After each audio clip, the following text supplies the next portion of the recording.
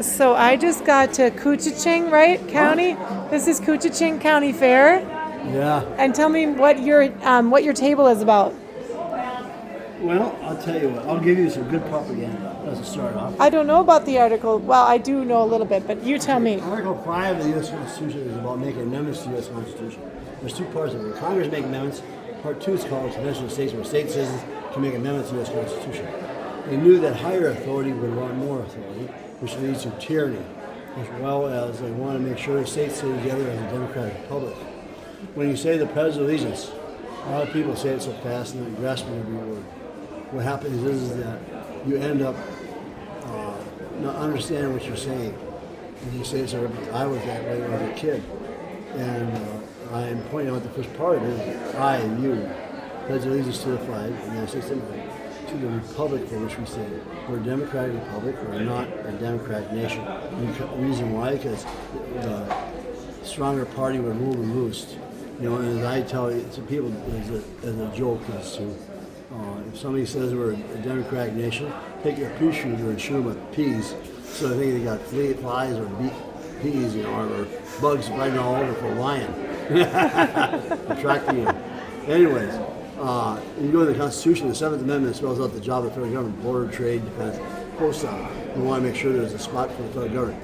Well, what happened was that they knew they'd get around it again. They put in the 9th, 10th Amendment. It's about guaranteeing state citizens' rights. 2, about separation of power between state and federal. Okay, and what happened is that for a convention of states to happen, you need 34 states to happen. Right now, there's 19 states on board. It's very hard because both houses got to pass it to go forward. And what happens is that when 34 is reached, Congress at that time says there shall be a convention of states. Shall means it ends with law. Congress, the president, and the governor have nothing to say about it. Each state will have one representative at the table, okay, and to vote. One state, one vote. The biggest delegation, one state, one vote. What happens next is that it takes 38 states to pass it, which is 3/4 at the convention. It goes down to state level, 38 again, got to pass it or make an amendment to this convention. It only takes 13 states to say no. The reason why they made it hard, so no organization or something like that would be able to add to the Constitution without everybody agreeing to it, by the majority. We're trying to do term limits for politicians, okay? And term limits have been tried over time, over years. Federal, like Congress and the Senate tried it several times. What happened was that politicians don't like pink slips, okay? Well, they tried the backdoor method. States did it. 26 states had it. Well, what happened was that again, a politician didn't like getting fired with a pink slip, so he went filed a complaint with the Supreme Court. The Supreme Court says, by the way, throw away that pink slip. Congress is the only one who can do it, not the states. Separation of powers. So there goes that idea. This is the budget restraints. It is a long story, and I'll try to make it as short as possible. I'll start with late 70s, early 80s. The national debt was $5 trillion. The interest rate I paid for my home at that time was 19%. Another person I talked to was 22, and another one was 17. Out in Philadelphia, a steel plant had been in operation for over 100 years called Bethlehem Steel. They went under because they had to raise the prices. And what happened was that when they raised prices, they didn't want to borrow because of the problems, and they went bankrupt, as well as the stock market took a crash. And what happened was that they were putting money in just like LTV was. When people, retirees, they lost their money. Okay, that was a special fund because businesses were going bankruptcy throughout the United States. Well, there was another party that got hurt by the bankruptcy of the stock market crash. It was the farmers. Around the world, countries worry about the farmers. Always did from the time of Christ. Because if they don't plant, we don't eat, right? Well, what happened was that the stock market or commodities went belly down, and the farmers went bankruptcy. They got paid for combines, they got paid for tractors, they got paid fuel and everything else. cities fee, you have property taxes and everything else, and they're going bankruptcy throughout the United States. So it's, and plus all the doggone regulations of farming. Look at how many years they've been farming since Christ. And it's crazy for how much regulations there is for farming.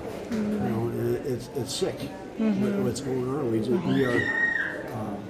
We're overregulated on everything. Okay, as well as you go into,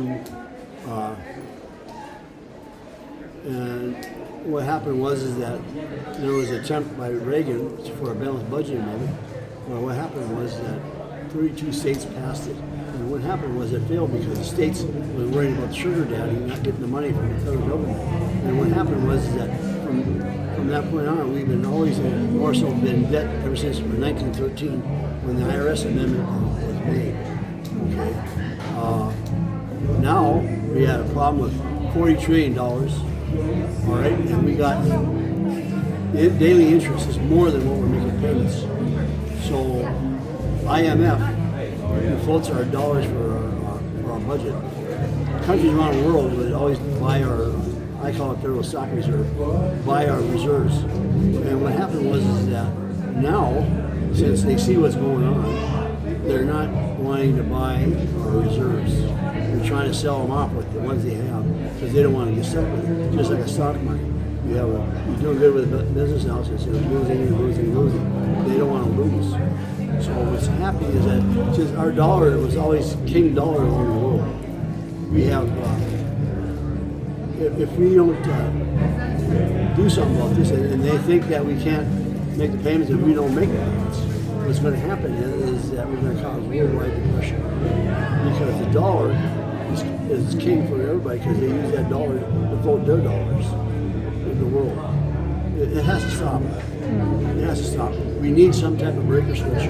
This is the only way to do it. We tried back in the 80s. Everybody got hooked on the ATM machine. And what the problem is that part of the long story is that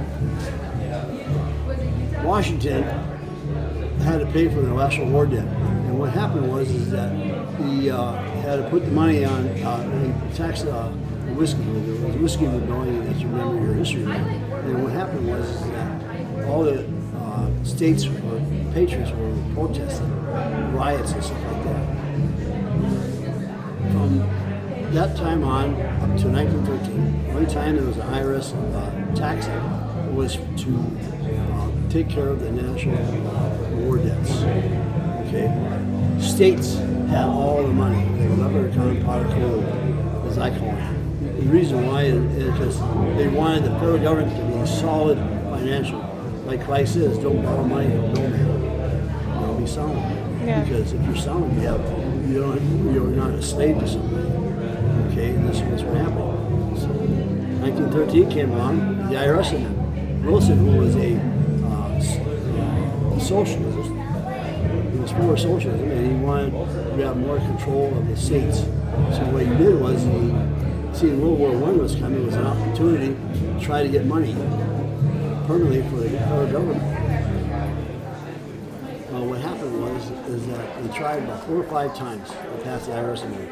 They put a little honey in there, which was the welfare clause. And the welfare clause is just like saying, if you want money from the federal government, you got to do this and this and this. My interpretation is that it's like the mob. Hey, cut his legs off. He ain't going to get nothing. Or he ain't doing what he's doing. You know what I mean? Because they would have control over it, over what to do. And that's one of the reasons why you're attached to the ATM money. The states have lost their responsibility to run the state, domestic, and federal. The state's supposed to take care of domestic. Federal's supposed to take care of federal. You understand me? Because of the design of the Constitution. That's the reason why we're a democratic republic, right? Okay? So you can see the issues at hand. Why we need to get somewhat back into the Constitution. And ever since 1913, we've been always in debt. Politicians use that money to bring home money for my area, this or so what the federal government is, well, we got to raise the debt. We got to raise the debt. We got to raise the debt because they're using that money to do whatever. The state is supposed to be taking care of that money. because you were able to go to your local legislature and say, hey, this nut is nuts. You got to stop this stuff. You tell them what to do, not worry about Washington D.C. what's going on. Does that make sense? Yeah. You got a lot of good stuff to say. I'm going to zoom in on your button. Mel Heinrich, Yeah. district captain of Minnesota. No, What does that mean? Just district. Yeah. I'm from Duluth. Nobody's been coming up here, so I said, well, I'm going to give it a try. Maybe I might plant a seed Yeah. for more people to press commission states. It's your right as citizens. We forget about the Constitution is designed for us telling the government what to do, not the government telling us what to do. Okay, and so much we sit back and the government's doing this, the federal's doing this, and the states is doing the same thing. We've been losing our rights. You know, and Dickinson, one of the writers of the Constitution, wrote how a small minuscule law that they pass, they'll make it bigger and bigger and bigger. You know what I mean? And they have. Give the example like seatbelt law. When they came out with seatbelts, you didn't have to have no seatbelt attached. Well, so they put the harness in. And they said, well, we're going to charge you $50 if you get stopped. You get fined. And it goes up and up in cost. The bigger the fine. Farmers are complaining about, I own my land and I got to buy a permit. Why do I have to buy a permit if we work on my own permit, my own land? What happened to the Third Amendment? What happened to my freedom of choice, what I want to do? You know, you lost it. What about freedom of entrepreneur? Government wants more pie on it, part of the pie, and it ain't right. I'm sorry. No, it's great. You have so much information. It's great. Well, it was nice to meet you. All right. I'm going to keep your information and. Here's my name. Okay. Also, if you want to call me, give me a call. We'll come up and tell you guys the same stories. But the idea is to try to get people to read the Constitution. Yeah. And read the Federalist Papers. Yep. Because if you don't read the Federalist Papers, you take away what they wrote about. You know, the pros and cons of why they did what they did. You know? Yep. And right now you got the spread of socialism. You got the spread of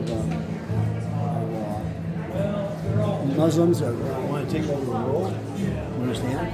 Take over the governments like in Europe and stuff. We're going to get ran over. Yep. Our culture's going to be gone. Thank you so much. Huh? Thank you so much. I'm sorry.